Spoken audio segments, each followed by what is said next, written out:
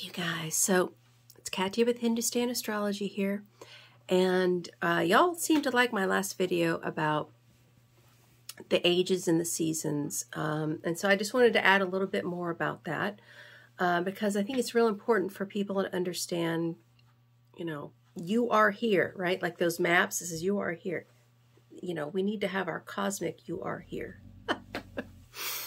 So in the last video, you know, we talked about how when you hear the word seasons in astrology, it's automatically Western astrology, right?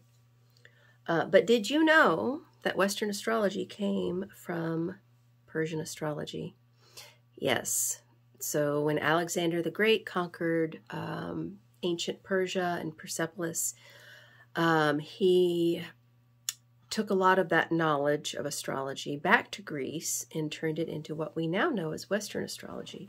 But just like any people that's conquered, they never give up all of their knowledge. They never, you know, give up the totality of what they know. They just give a little bit, right?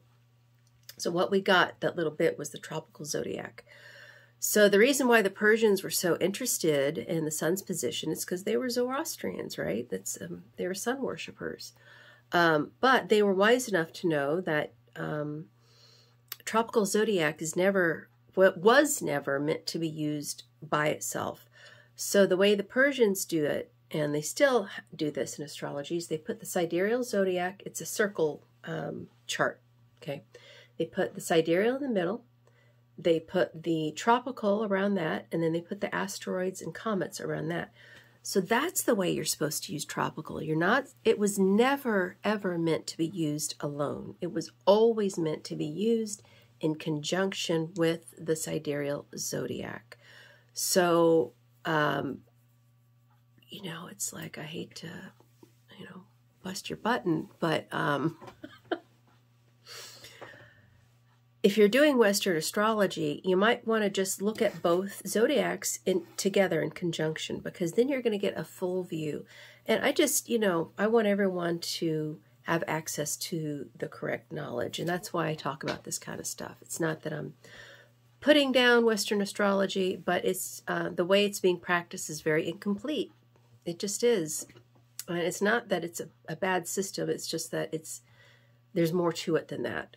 And that's why Vedic astrology is really the mothership.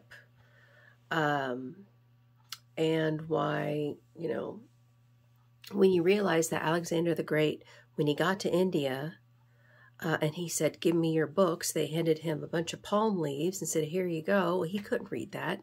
And so the Vedic, and he didn't conquer India. They kicked his butt. They kicked him out.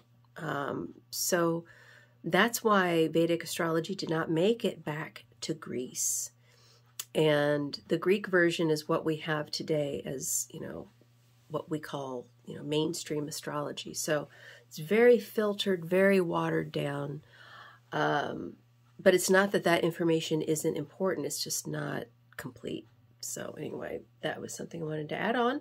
If you want to see what your sidereal chart looks like, go to hindustanastrology.com.